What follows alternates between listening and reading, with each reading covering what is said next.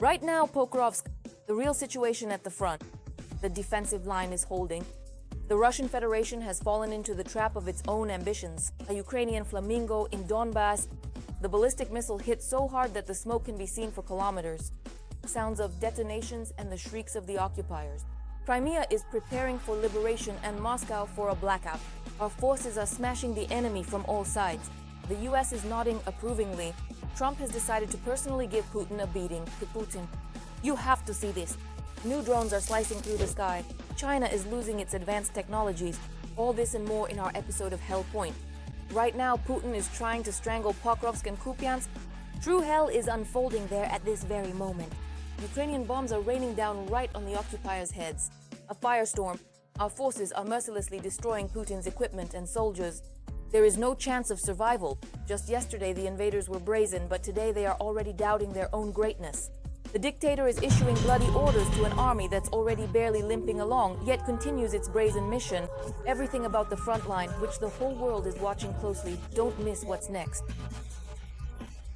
There were 276 combat engagements on the front in the past day. On the hottest front, near Pokrovsk, Ukrainian defenders stopped 100 attacks. Undoubtedly, the issue is Pokrovsk. We continue to destroy the occupiers. I especially want to acknowledge the special forces. These are the SOA and the SBU, who are systematically and very effectively destroying Russian occupiers and their equipment in the Pokrovsk area, including in the city itself. The General Staff reports that the armed forces of Ukraine are successfully repelling the enemy's attempts to gain a foothold in the city. The enemy, just so you understand, in over 2 years and 2 months, actually even longer, of trying to take Pokrovsk, has already left more than 200,000 of its soldiers there. Russian losses are colossal. Despite Russian media claims about capturing Pokrovsk, Ukrainian soldiers are showing a different reality. Plus, you are better. Ukrainian fighters returned the Ukrainian flag to the city council building in Pokrovsk. They carefully advanced into the building, cleared it, destroyed the enemy there, and then proudly raised the Ukrainian flag. However, Russia does not stop trying to capture and encircle the city. As we currently control a designated 15-meter zone, which covers all logistics and ammunition supply, while the enemy, on the other hand, controls their own separate 15-meter zone. The situation in Pokrovsk is stable. I can't say that we have any problematic issues or that Pokrovsk could be occupied. Our assault units are conducting counterattacks on the front line, defending positions from the enemy. It is reported that holding Pokrovsk is only a matter of a few days or weeks. But Ukrainian soldiers are determined to hold the city as long as possible. They continue to hold on, maintaining their efforts and determination for as long as they possibly can, refusing to give up or let go even when faced with challenges. Their persistence drives them to keep going, enduring through difficulties and striving to last for the maximum amount of time they are able, until they simply cannot continue any longer. To the bitter end, as they say. That's why all of their offensive actions lead to the complete and widespread destruction of towns and villages. So we will hold Pokrovsk for as long as it is necessary, for as long as it makes sense to do so. It's been over a year since Putin planned to seize Pokrovsk, but something went wrong. Now for the Russians, it's more of a symbolic goal than a tactical one. Our enemy is suffering disproportionate losses. Let me repeat once more. In just over a year, he has already lost more than 200,000 of his servicemen in the Pokrovsk direction, including equipment, both armored and lightly armored vehicles, as well as helicopters and planes, which our guys have shot down. It's no secret that the forces on the battlefield are absolutely unequal. Russia uses the tactic of assaults by small groups every day. Only by small sabotage groups. The enemy infiltrates the territory of Pokrovsk, moving in groups of 1 or 2 people gathering at a certain point, and then 2 camels arrive there as well, also in civilian clothes, carrying some bags, carrying some duffel bags. These camels bring in weapons and ammunition. What do you need? It's also interesting that the Kremlin is sending people to this front who are completely unfit for combat. In the networks, hundreds of videos appear showing that, in the battle for the city, generals are sending the wounded into combat. Because of this, the fighters have nicknamed Pokrovsk the city of the zeroed out. But in Kupiansk, the situation is somewhat different. Fierce fighting continues there, but Ukrainian units have managed to regain control over part of the built-up area. At this point, it's still too early to talk about full control. The situation in the Kupiansk direction is serious. Our units of professional unmanned systems operators have now arrived at their designated location. Upon their arrival, they began providing support and assistance to our armed forces, helping to ensure the success and safety of ongoing operations in the area. They provided essential support to our infantry and assault troops, helping them to successfully turn the situation around. They then took complete control of the entire riverbank and eliminated all the occupiers who attempted to swim across it. Let us recall that on November 1st, Putin was planning to celebrate the capture of Pokrovsk and even intended to go there. However, the visit, which was supposed to be a demonstration of Russia's strength and a challenge to Western countries, was cancelled. The bunker-dwelling old man got angry and decided to throw all his forces at Pokrovsk. But not his own, of course, but rather his own citizens. The Flamingos urgently stirred up the whole of Donbas. Ukrainian ballistic missiles reached the occupiers' secret warehouse. A direct hit. Magyar hit the jackpot. The underground depots of the Russian army were blown up. Russian generals are howling in the Kremlin. They definitely won't get a pat on the back for such a blunder. And on top of that, a rout in Crimea. Drones shredded the enemy forces on the peninsula. Explosions and massive fires at full force. The ground is shaking under the Russians' feet. Could this be the loud sound that signals the beginning of the liberation of Crimea and Donbas? We'll talk about this in just a moment. A unique operation that lasted for months ended with a spectacular explosion in Donetsk. According to locals, nothing like this has ever happened in the occupied territories. They have never seen anything like it.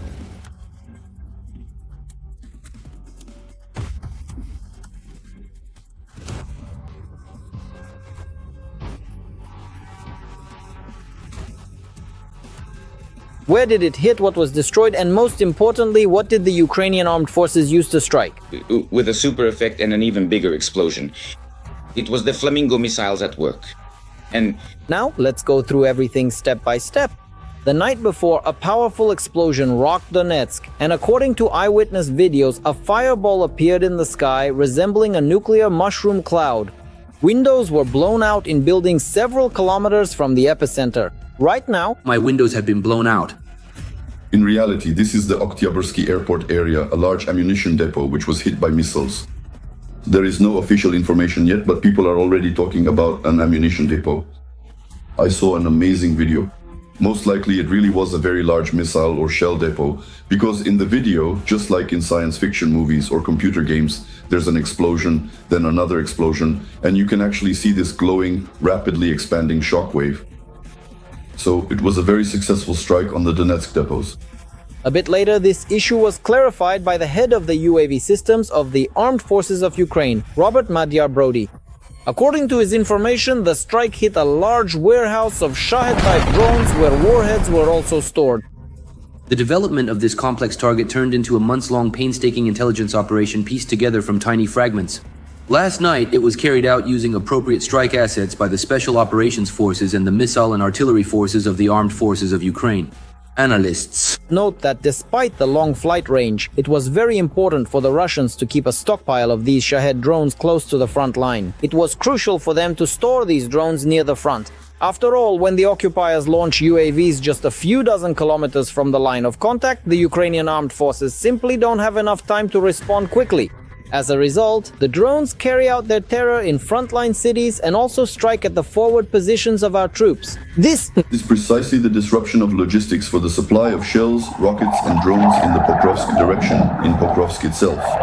This is very important for us right now. But our command preferred to remain silent about what exactly struck the defense lines. One thing is certain, drones definitely took part in the attack. But something else followed them as well. as the footage from there shows, it was clearly not only drones that were in action. The UAVs, as can be understood, encountered the local air defense. But the final blow was delivered by something resembling a rocket. So it was either a drone or possibly a missile. The fact that such missiles were used is also supported by Magyar's report about the participation of Ukraine's missile forces in the attack. I don't think the warehouse with Shaheds was unprotected, that it was just hangars. Most likely we are talking about some kind of underground bunker. And that's another reason why I think these were Flobings. Of course, they could have used Storm Shadow as well. Storm Shadow would have worked here too. They have an anti-bunker function. Nevertheless, the scale of the detonation shows that, well, in any case, it seems to me that if you look at the first second, there was an explosion clearly bigger than just a couple 100 kilograms of the Storm Shadow's warhead. So yes, most likely it was our Ukrainian Flamingos which for the third time just this week have inflicted colossal damage on the Russians. But in Crimea, such power wasn't needed, so drones were sent to attack the peninsula.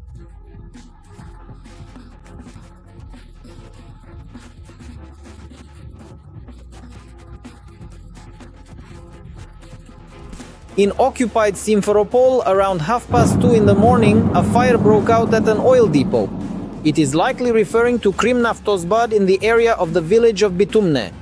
There were also reports of 4 strikes in Hvardiyske, after which smoke rose into the sky.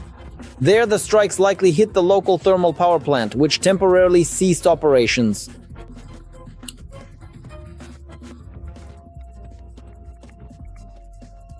Moscow time to exit. Ukrainian drones accomplished the incredible, a series of precision strikes, and the Russian capital found itself trapped by its own ambitions. The devastation on enemy territory has never been this loud and unprecedented. The videos spread instantly. The blackout goes beyond the scenes. Russians found themselves at the epicenter of the disaster. Ukraine's retaliation has reached a new level. The Kremlin does not hide the failure of Russian air defense. Putin is panicking, but he can't do anything about it. The steel hands of our defense forces are squeezing Moscow. There's more to come, don't miss it. You have to see this. Ukrainian drones are striking the Russian energy system more and more often.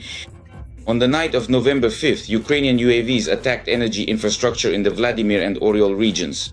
In Vladimir, the strike hit a 750 kilovolt substation in the suburbs. Local residents claim that the city was attacked by missiles, not UAVs.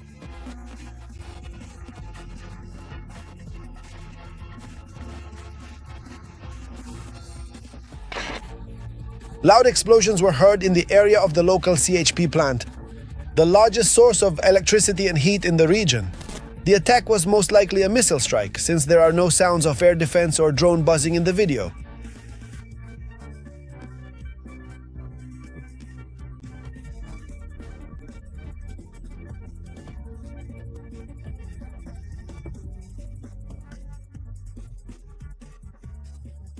This is already the second attack on the Oryol CHP plant in the past week. On October 31st, it was hit by Neptune cruise missiles. At that time, the city was left without power. Also, on the last day of October, the Vladimir CHP plant was on fire. Moreover, this substation supplies electricity to the central region, including Moscow, Vladimir, Nizhny Novgorod, and partly Ivanovo regions. In general, it also transmits power from the Kalinin nuclear power plant to the Kostroma, Gres, and other major energy sources. The stable operation of the Vladimir substation is critical. It is of vital importance for the reliable balance of Russia's power system. It holds special significance because it is through this substation that electricity from the Kalinin nuclear power plant is supplied. This makes the substation one of the key facilities for the Moscow energy hub. The Ukrainian armed forces want to cause a blackout in the White Stone City by striking substations around Moscow. In the past week, even major energy hubs have been targeted. Azama substation 500 kilovolts October 14th. Balashov substation 500 kilovolts October 16th to 25th. Vladimir substation 750 kilovolts October 17th to 31st and November 5th. Vishkema 500 kilovolts October 18th. Novobryansk 750 kilovolts October 29th. Lipetsk 500 kilovolts November 2nd. Frolovsk 500 kilovolts November 3rd. According to industry analysts, the goal of the strikes is to deprive Moscow of the ability to receive maneuverable electricity from the Volga hydroelectric power stations. Before these strikes on substations, the head of Unmanned Systems Forces, Robert Brody, warned that it was time for Muscovites to prepare for blackouts. A blackout is nothing to be afraid of. The SBS birds, together with other components of Ukraine's defense forces' deep strike capabilities, promise you a rapid, albeit somewhat forced, adaptation. But you'll manage. Matches, flashlights, candles. By the way, take this opportunity to use your favorite battery-powered garlands. We won't be informing you about every 750 kilowatts, 500 kilowatts, and so on that gets pecked by the birds. Just go by the light and warmth principle. Bada boom, dark and cold. Well, your reconnaissance in the public channels is working flawlessly for now, as long as the internet is still up. The strikes were announced and the strikes happened. Even though the enemy knew exactly which of their infrastructure would be targeted, they still couldn't organize their response effectively. Since the warnings about impending blackouts came first, and only after that did the drones start flying. If such strikes continue, in the short term Moscow will be left without electricity. Plus, there are strikes on gas storage facilities and gas distribution stations. Then the capital of the Russian Federation will be left not only without electricity but also without heat. The US is urgently equipping the Ukrainian army. And now this is final. At this very moment, American aid is coming non-stop directly into the hands of the armed forces of Ukraine. And powerful missiles are already on their way to Europe. Moscow is on high alert, it is in the crosshairs. Trump is tired of tolerating Putin's defiance and is taking everything under his own control. Washington has set its course and is not going to deviate from it by even a meter. The White House's response to the Kremlin's threats was incredible. More on this coming up. It seems that across the ocean they have finally become disillusioned with Putin. No, it seems the Trump administration no longer believes it's possible to reach an agreement with the Kremlin. Neither about peace nor about arms control. Now, instead of dialogue, it's about building up strength and supporting allies. The US is strengthening Europe's defense, providing Ukraine with the most advanced weaponry and returning to a strategy of deterrence. And in Moscow, this has clearly made people nervous. Russia has always strictly adhered to and continues to adhere to its obligations under the Treaty on the Comprehensive Prevention of Nuclear Incidents and Plans. We have absolutely no plans whatsoever to withdraw from these important and binding obligations.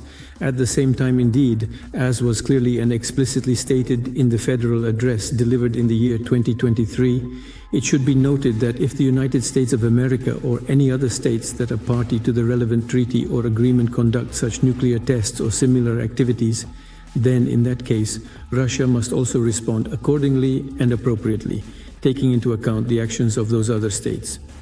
This is a matter of principle and national security, and our position remains unchanged. By taking appropriate and adequate measures. Putin instructed his loyal servants to sniff out exactly what threats the American plans pose. I am instructing you to do everything necessary and appropriate to thoroughly gather additional information on this issue and to carefully carry out this important task. Conduct an analysis within the Security Council and submit appropriate proposals regarding the possible start of preparations for nuclear weapons testing. In particular, at the latest meeting of the Security Council of the Russian Federation, Bunker was informed about the US intention to deploy Dark Eagle missile systems in Europe and the Asia-Pacific region. The US plans to adopt by the end of this year. The new Dark Eagle medium-range missile system features hypersonic missiles with a range of 5,500 kilometers. And in the future, the deployment of this system is planned in Europe and the Asia-Pacific region. The flight time of such a missile from the territory of Germany, where this missile system is planned to be deployed, to targets in the central part of Russia will be about 6 to 7 minutes. Belozertsev also informed Putin that the United States is working on the development of a new intercontinental ballistic missile, the Sentinel, with a range of 13,000 kilometers, a strategic nuclear submarine of the Columbia class, and the heavy bomber B-21 Raider. Donald Trump, in turn, confirmed his intention to resume nuclear testing. The process will begin immediately, he stated in a video address published on the Truth Social platform. According to him, other countries are already testing new combat systems. America must do the same to maintain the balance of power. This is probably the kind of dance between the Russian and American partners. After all, Russia and Putin are cautiously taking on the role of the lead in this dance. I don't think Russia will officially announce the resumption of nuclear testing before the Americans do. And in this case, Trump is doing it, among other things, as a response to all these aggressive statements from Putin and the Russian leadership about new military systems that could supposedly wipe the entire east coast of the US off the face of the earth and fly there and so on. Like the Burevestnik flying for years over the earth, releasing some kind of radioactive fumes, and so this is sort of his response. If within the context of a general escalation of the global situation after the deterioration of relations between Russia and the US and the start of the war in Ukraine, such tests could be resumed. By the way, many military personnel, both in Russia and in America, as well as in China, France, and England, will breathe a sigh of relief and will gladly do this because, from their point of view, this increases deterrence power. At the same time, Washington is strengthening its capabilities in space. The US Space Force is preparing to deploy 2 weapon systems designed to suppress Russian and Chinese reconnaissance satellites. As Bloomberg reports, the Mediolens and remote sensing terminal systems will complement the existing counter-communication system, which was adopted in 2020. The new systems will be dispersed around the world and sometimes operated remotely. They are intended to counter what US military officials are increasingly describing in stark terms as the growing Chinese space threat to American forces. According to estimates by the US Space Force, there are currently thousands of satellites in orbit, and hundreds of them are used for surveillance and intelligence gathering. They give the adversary the ability to detect aircraft carriers, formations, and logistics. The Pentagon emphasizes that these technologies are purely defensive in nature.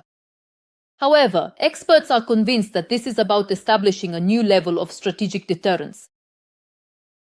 And while Washington and Moscow are measuring their nuclear strength, Europe is preparing for defense. The EU and NATO are creating a system of military logistics corridors, routes along which, in the event of a threat, equipment, weapons, and troops can be transferred to the eastern flank within just a few hours. The key hubs are Poland, Germany, Romania, and the Baltic countries. The European Commission has already presented the Readiness 2030 plan, a strategy aimed at uniting the continent's infrastructure into a single network. Railways, ports, and airports will operate according to common NATO standards. And Germany will become the main transit center for Europe's defense. Right now, what our defense factories are producing is directly changing the course of the war. A new line of drones is entering the battlefield. Chinese Mavics, which used to be on top, have now fallen into the abyss. Our jokers have finally emerged from the shadows and are turning the tide of battle. There is no strength left to stay silent. The trial by fire has been passed. Now the enemy only whispers about these combat birds. An unstoppable deadly force has burst in and set everything ablaze. The masks are off. Everything about the secret capabilities of Ukrainian drones is coming up next in the story. Reconnaissance, fire adjustment, striking targets by dropping munitions. Is the Chinese drone Mavic perhaps the main weapon of the Ukrainian armed forces in the war against the occupiers? And now Ukrainian industry has begun supplying domestically produced UAVs of the Mavic type.